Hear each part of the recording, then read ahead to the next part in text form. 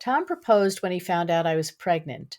I thought I wanted to marry him, but I am seeing some troubling signs. For example, he never finished college and sometimes makes comments about how I have so much education and all I have to show for it is debt. Or the last few times we've gone out to dinner, he's made comments about how I never offered to pay. He knows I'm doing all I can between going to school and holding a part time job. Lately, I've been very tired because of the pregnancy, and it seems he's picking fights and I'm too exhausted to argue. Now I'm having second thoughts about marrying him and even having the baby.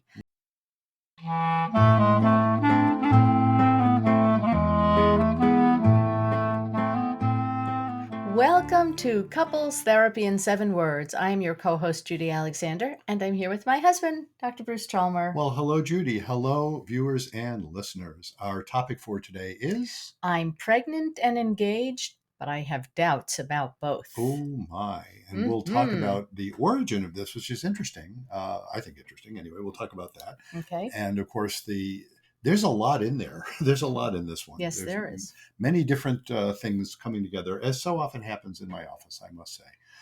Before we do that, we have all kinds of exciting things to talk about here. Yes, we do. First of all, I've been on something of a book publishing binge. It's a little bit ridiculous, but whatever. Why not? Let's first of all talk about the books that originally got this thing started. First of all, there is... Reigniting the Spark, Why Stable Relationships Lose Intimacy and How to Get It Back. Yes, indeed. That was the book that started all of this. Widely available, of course. Well, all of these are available on Amazon. And that particular book available really any place, as is this book, my more recent book. It's Not About Communication, Why Everything You Know About Couples Therapy is Wrong. Indeed.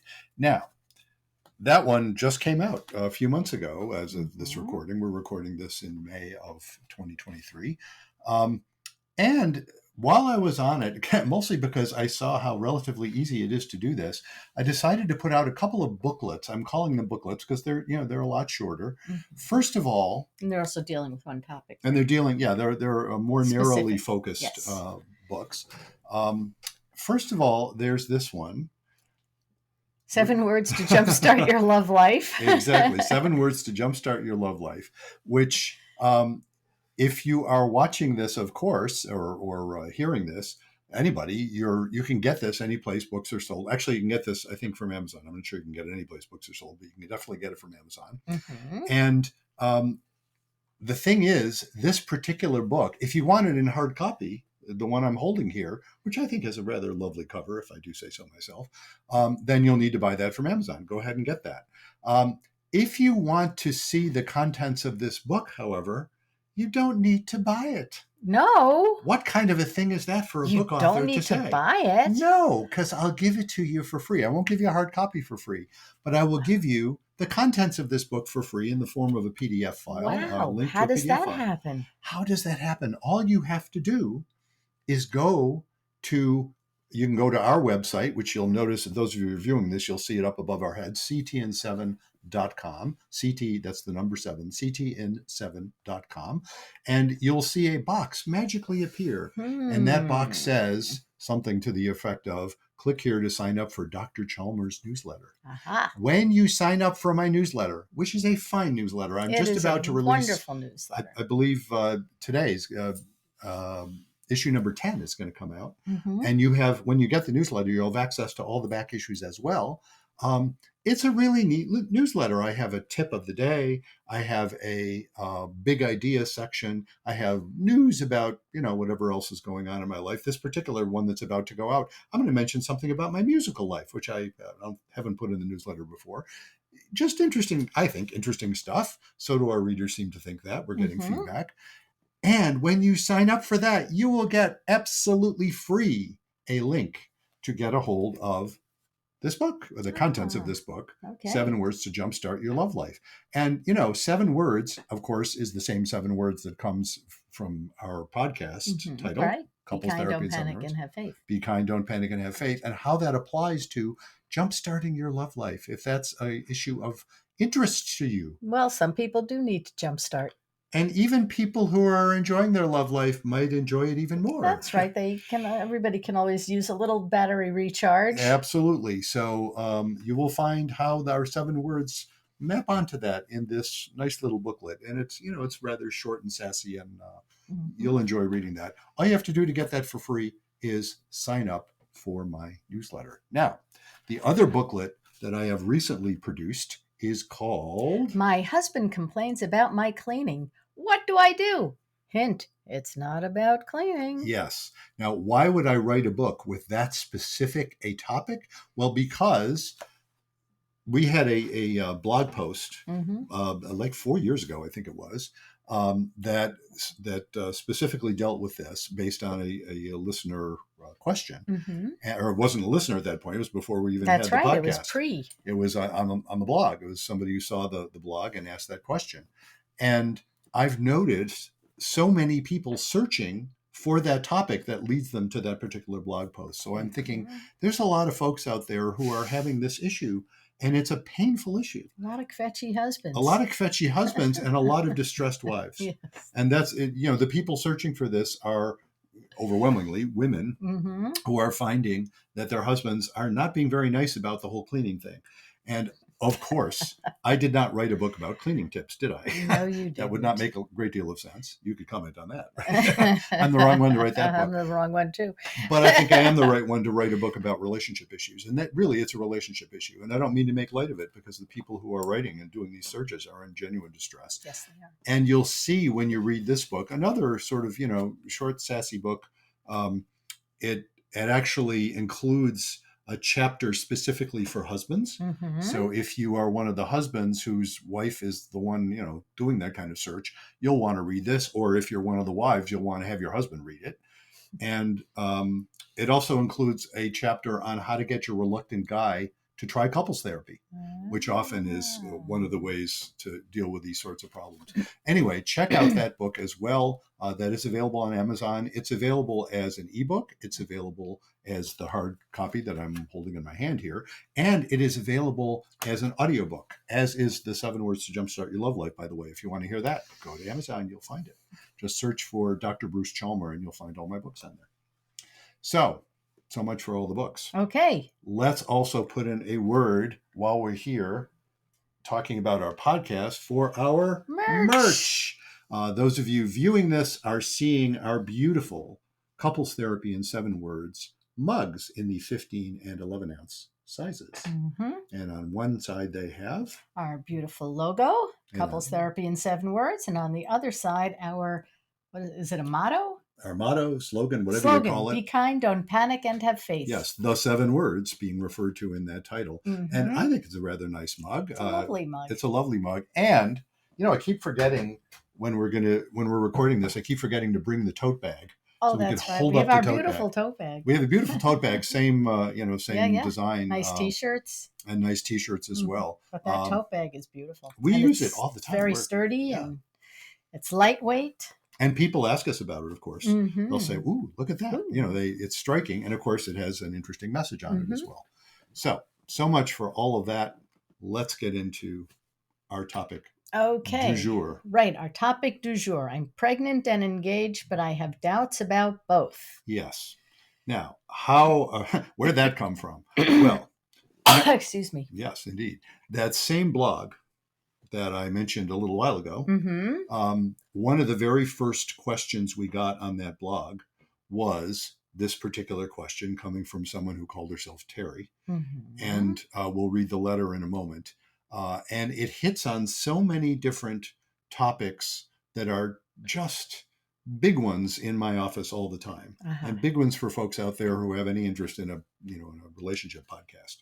So should we go ahead and read the letter and take it from there? Let me pull it over Alrighty. to our screen here.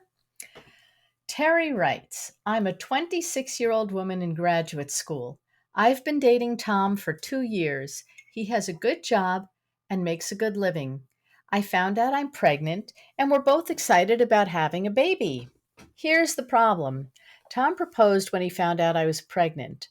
I thought I wanted to marry him, but I am seeing some troubling signs. For example, He never finished college and sometimes makes comments about how I have so much education and all I have to show for it is debt.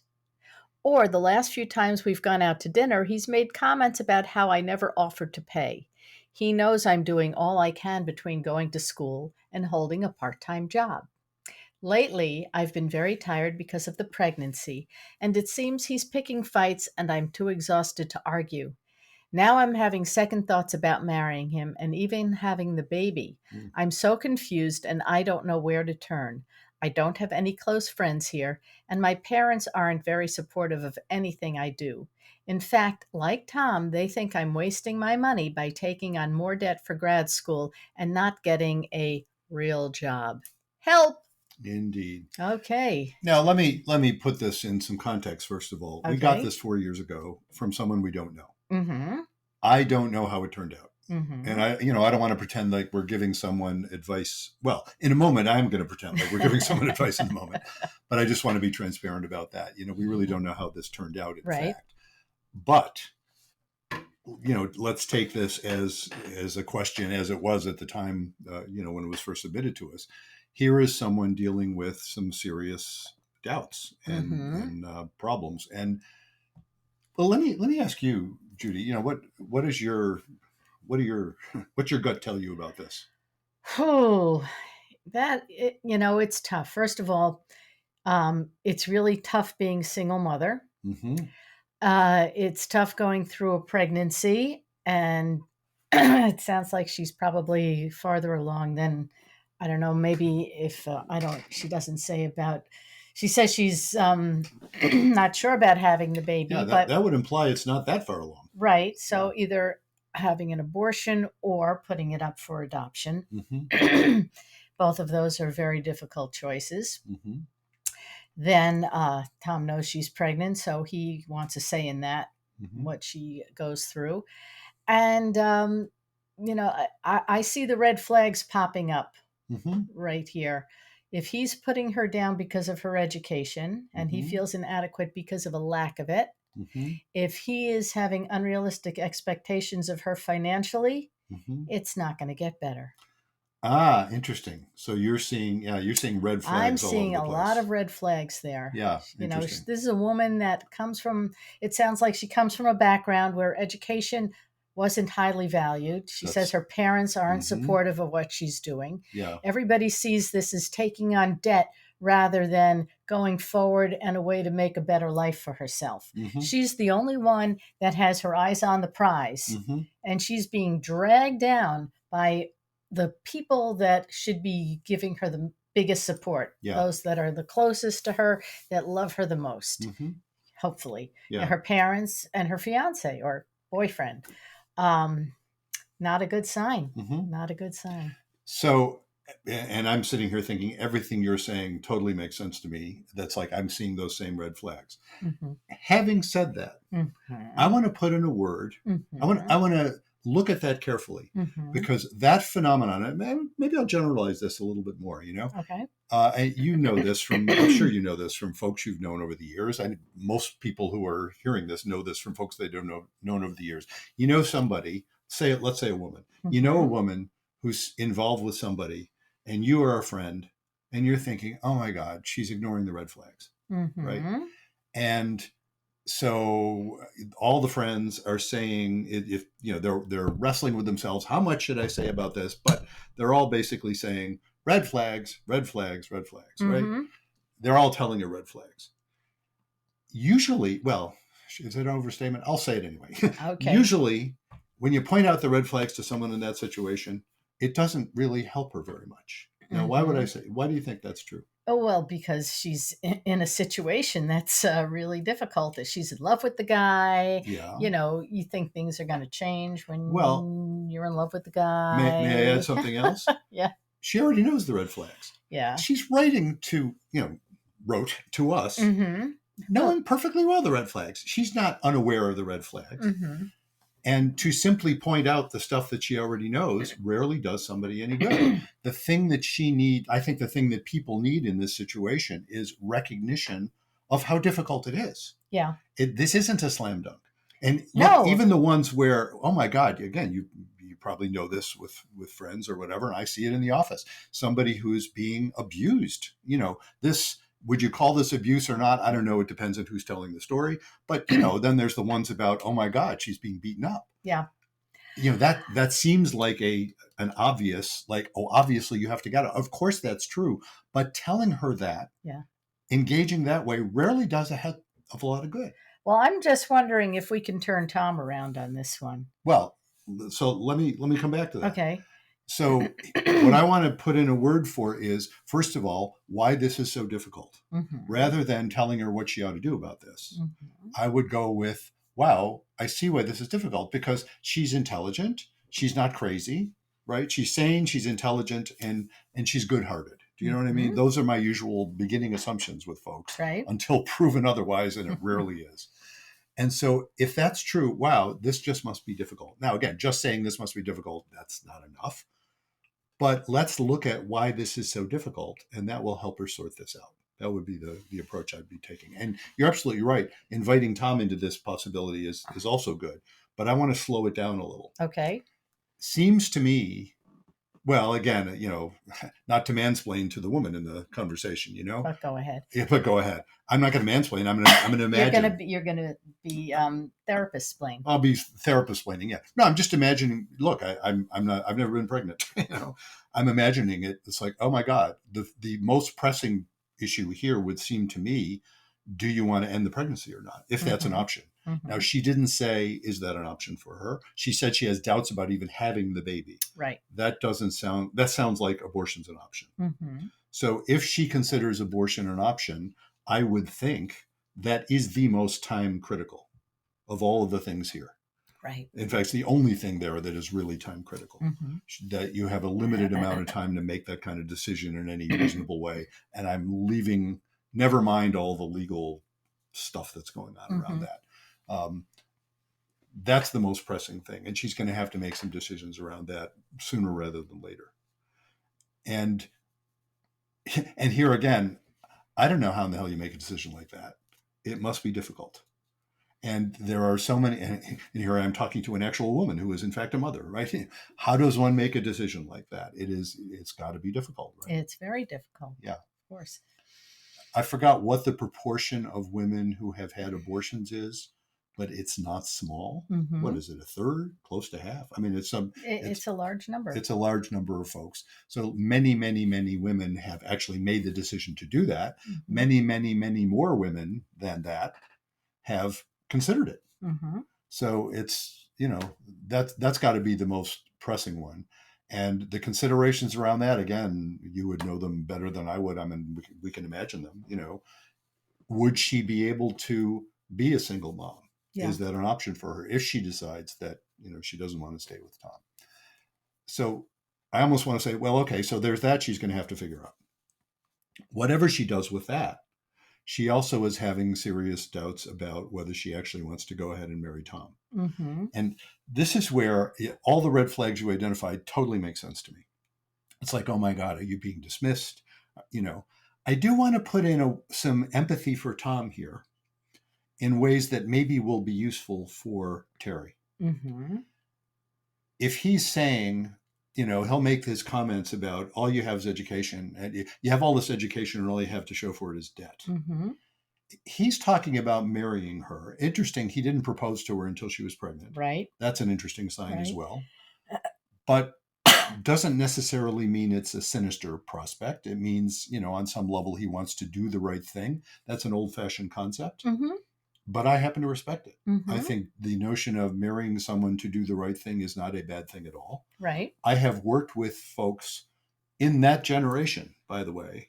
I'm not just talking about folks in our generation. I've worked with folks in their 20s or 30s who have been in that exact situation and have got married because of a pregnancy, who have said to me in early sessions, have said, we don't know if we would have stayed together, but when she got pregnant, we decided to get married. Mm-hmm. I absolutely respect that. That's as good a reason as many others. So they want to do that right thing. And she said they're both excited about having a baby. So it's not like they're thinking, oh my God, we don't want to have a baby, we're not ready. That's like, no, that's all to the good.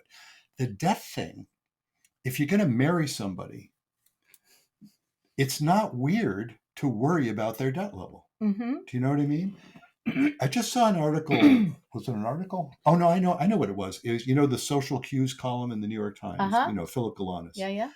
I love that column. I do too. Yeah, it's a lot. I don't always agree with him, but I find I mostly do.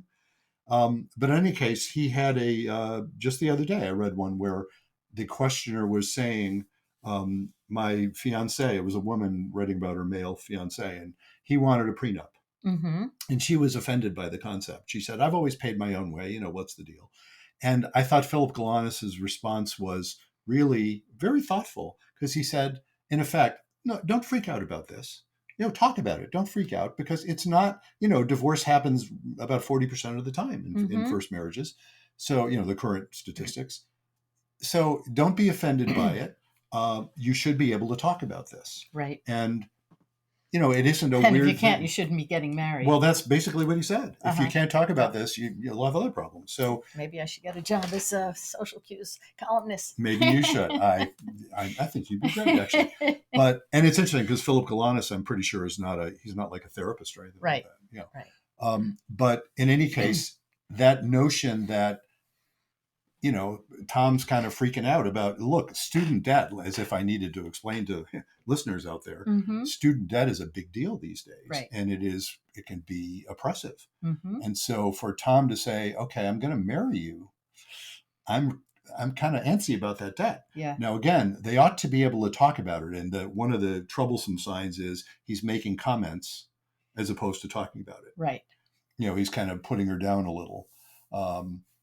And that, to me, what that suggests is, and this gets around to your idea that says we need to kind of bring Tom into this. Mm-hmm. That's where what I'd be saying to Terry, or inviting Terry to consider, is, can you bring this up with Tom, not in an argument fashion or not because you're offended by what he's saying, but as a genuine concern? It's like, hey, I'm picking up the signs here that you're worried about the debt level, and I can understand that. And I worry about it too, perhaps, if she's saying that. And how should we handle that? What do you want to do about that? That's a legitimate thing to talk about. Yeah, but it's so hard when you're in the middle of the situation because, well, as many of our viewers and listeners know, my background is not as a therapist; it's in Mm-hmm. education, and as an educator and principal and teacher, over the years, I've seen many, many single mothers who opted to go ahead and have a child with men that probably were not on the same level as them, either socially, socioeconomically. I hate to use the word class wise, Mm-hmm. but that's what it seems that we're talking about here with Tom, who didn't finish college. She's a graduate school person. And none of the women who I've met, who would say to me, I regretted having this child. They all said that they did not regret having the child. What they regretted was having that guy for the father Mm-hmm. because he caused more tsuris, more aggravation and pain in their lives than you can even imagine. Yeah. They've been constant, and this is like not just one person. This is many women Mm-hmm. who have been in and out of court. They have had to take on major legal debts Mm-hmm. to fight with the guy. They don't like the way that his family is raising their child, the grandchild, when Mm-hmm. there are other grandparents involved. Um, if I don't know if religion is a problem here, I was in a Jewish setting, so there were a lot of intermarriages. So I Mm-hmm. don't know what this one is about. But if religion is a problem, it gets magnified. Well, Everything gets magnified, yeah, and I from the can. toys you're buying your kid to the way you're parenting. Yeah, yeah. No, I'll throw in, broaden it a little bit in terms of, yeah, you saw it in the context of religion/culture. Mm-hmm. More generally, if you're talking about the degree to which people value things, value systems like Mm-hmm. education. Um, it's interesting though because she's implying, and again, we're kind of reading between the lines here, but she's implying her own parents aren't super supportive of the whole education thing either. Right. So that, interestingly enough, that might not be as big a difference as it is in some of the situations you're describing. Yeah, That, but I mean, yeah. everything from not just that, but even mobility. If she wants to move out of state, not going to be able to Oh yeah. happen. I Right. mean, all these little things that you don't think about that suddenly become so clear 2 years down the line, 5 years down the line, Hmm. 10 years down the line. It's like, I can't move, Well, and if this I is can't take all, a job someplace else because, I'm tied to yeah. this guy. I mean, this is all predicated on her decision about having the baby. Mm-hmm. So, and that's interesting because, yeah, so if she has the baby, all of those considerations come into play if she breaks up with Tom. Now, again, I'm still sitting here thinking I wouldn't write off this Mm-hmm. relationship Yeah, no, yet. I'm just saying Yeah. if she breaks up with Tom, if they stay Right. together, that's not a problem. Yeah. But if she's seeing red flags now with Tom, like I said, there, unless he's like this great guy that can really turn this around, and he might be. I don't know. Yeah. We don't Well, know that's Tom. the interesting part. We don't know Tom. And I suppose that's the part I'm sort of pointing out, it's so easy to look at this situation, and again, especially when you've seen lots of seemingly, parallel situations, and kind of write off Tom. Mm-hmm. And I'm saying, yeah, that doesn't tend to help Terry to write off Tom. That's the part. There's the No, therapist it part. doesn't help to write him off, but she Yeah. should be aware of all of the situations that can Hmm. arise. I've had to go to court and testify for, several women in cases like these Yeah. where, it's not pretty. In fact, Yeah. it's really ugly. Hmm. And I don't want to put a damper on Terry while she's pregnant and has all these decisions to make, but she needs clarity on what Yeah. she needs to do to Well, make she this work. does, and that's the part again.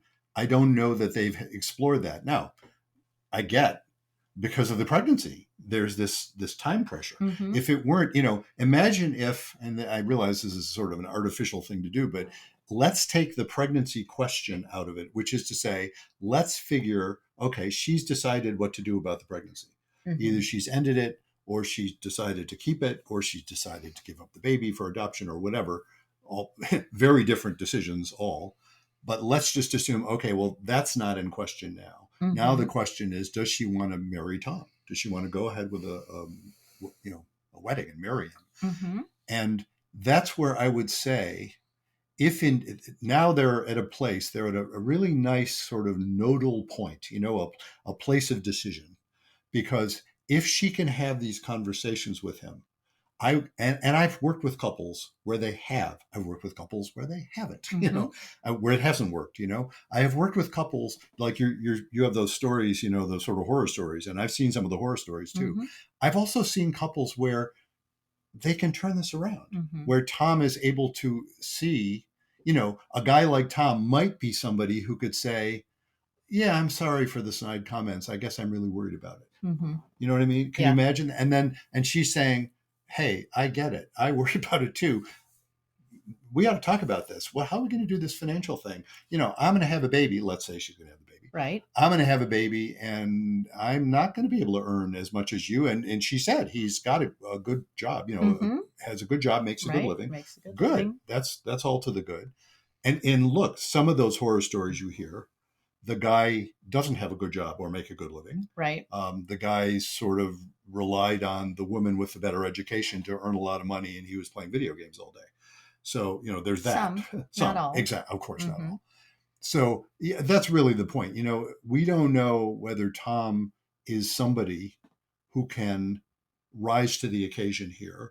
And what I'm noting is that for that to happen, Tara needs to rise to the occasion. Mm-hmm. And here, of course, boy, what a segue into my favorite little shtick about stability and intimacy, right? Ah.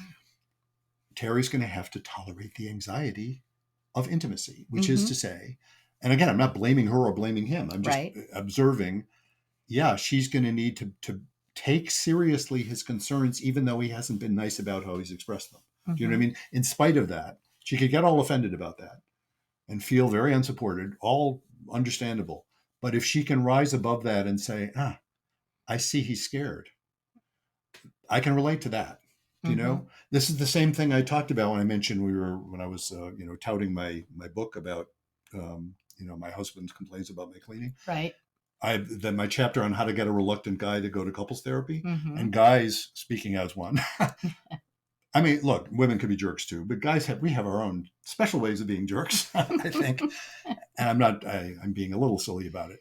But that phenomenon that we tend to be reluctant to go to couples therapy, and women will, the frustrated women involved will be thinking he's just a jerk, or he doesn't care about me, or, and look, sometimes that's true, frankly, in which case, all right, bad guy, dump him. Mostly it's not true. Yeah. Mostly, do you remember the punchline? Why won't the likes of us go to couples therapy? Because you're terrified. That's it. And I like how you said that, because you've heard my video version of that chapter where I put in echo, he's terrified. Yes, right. I put in reverb on that. Yeah, he's terrified. Because we get scared, we men, we get scared. Yeah. And we don't say we're scared usually. Mm-hmm. We just get angry, or we Right. put you down, or we get all logical, and reasonable. And do snide comments, and it's infuriating. Yeah. But if she can get past the infuriating part, she can see, oh my God, I guess I could just relate to it. Can't you? Can you imagine marrying somebody with massive debt and you're going to be a joint financial unit? It's kind of scary. It is scary. I don't know if you were smiling because, look, there was a little bit of debt when we got together. It wasn't massive, folks. I just have to say, when I married you, yeah, my financial situation got better, not worse. That's lovely. I mean, that just made it easier. Mm-hmm. I wanted to marry you right from the get-go when we fell in love. I wasn't about, let's live together to avoid, being a financial unit. I wanted the whole package. Yes, you and did. So did you. So there we were. But imagine that situation with somebody who's just under a crushing debt load, and somebody who's in graduate school coming from parents who don't value education much. Yeah. She probably didn't get much or any help from her parents. Probably not. And so So it sounds like, in addition to sitting down with a couples therapist, they need to sit down with a financial planner too. Wouldn't be a bad plan. Exactly. And all of that, just the decision to do that implies a tolerance of some anxiety, which is to say, implies that they can up their game with respect to intimacy. Right. Well, she's a 26-year-old woman. So in other words, she's got to put on her grown-up pants here, as does Tom. Yep. And they have, childhood's now over, and we have to be grown-ups. They have to adult. They have to adult, yes. And adulting is hard. Adulting is hard. It is indeed. Especially when you've spent a lot of time, kidding. Yeah. Yeah, exactly. And understandably, there they were. Okay. So, there's their solution. They need to grow up. And that sounds harsh, and I don't mean it in a harsh way. I mean it in a loving way. It's in an adult way. That's how they have to approach it, rather than, the put downs and what am I going to do? It's like, okay, we got to get serious now. Yeah, exactly. And I would hope, and again, I'm filling in some hopeful blanks here, about Tom, really. I'm imagining something about Tom. That, okay, he's good job, makes a good living, stand-up guy, she's pregnant, of course I'll marry you, Okay. That, to me, says, all right, you're not a complete jerk. You're capable of being jerk, everybody is, but you're not a complete jerk. Yeah, the snide comments aren't very nice. You can do better, but whatever. Do we not all do that on some level? We all do it. So... in that sense, that's what I'm saying. So just to focus and say, oh my God, dump him, red flags. No, I don't think so. If she had seen that, she would be doing that. Right. No, I'm not saying dump him. I'm just saying red flags. Yeah. But there's two ways you can go: dump or deal. Aha. So if you're going to dump, that's, easy. Yes. There you go. Deal, that takes a little bit more of your energy. It takes a lot more. It takes it takes willingness to tolerate anxiety. Yeah, or to say that in non therapy terms. It's uncomfortable. It is uncomfortable. You're going to have to deal with that and actually have difficult conversations, but it can make for a deeper relationship. It can. And the good news here is, if indeed they both rise to that occasion, or even if just Terry does, and that invites Tom to, and I've seen it happen. Here's your hopeful story, folks. I have seen that happen with people. This is another example of why I think I've said this before.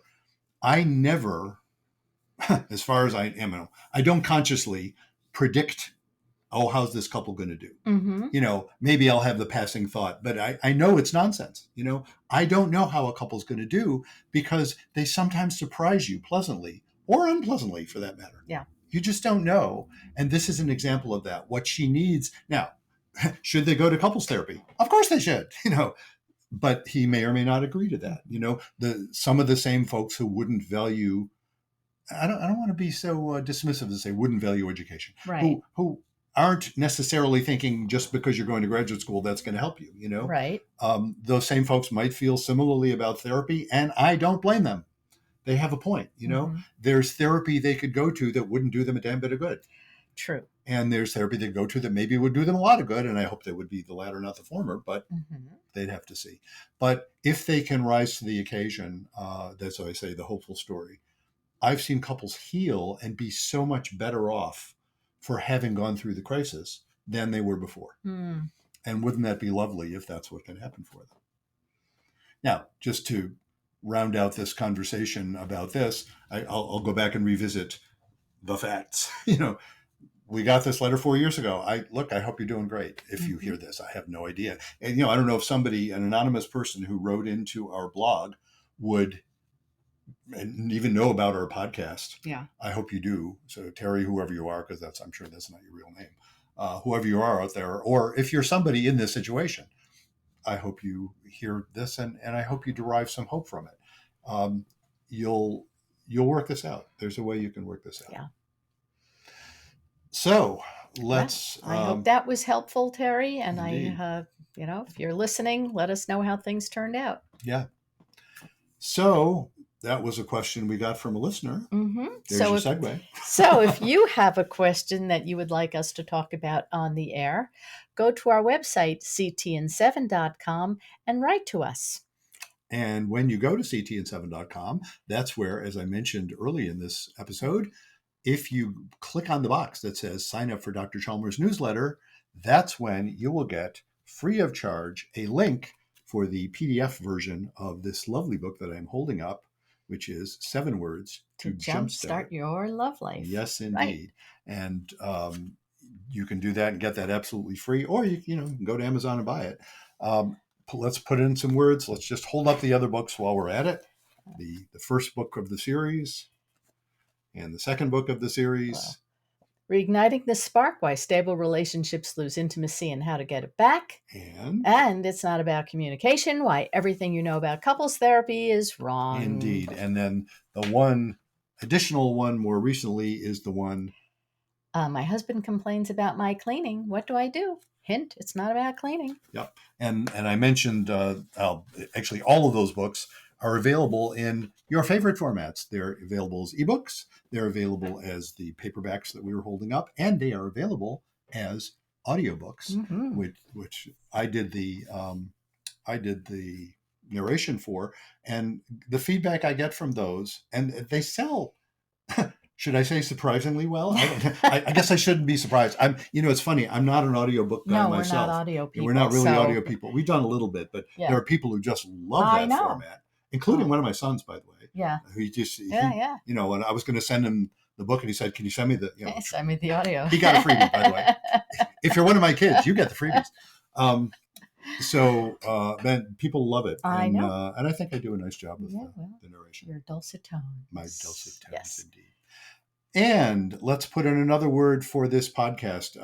Here you are, you're enjoying, I hope you're enjoying this podcast. If you're enjoying this podcast, it would be lovely if you tell everybody else that you're enjoying this podcast by giving us a rating and subscribing and following, liking, sharing. All that stuff from our social media posts. And let folks know about it. And that seems to be what people are doing, because our numbers have continued to go up, which is really fun for us. Thank you. Thank you very much. Okay.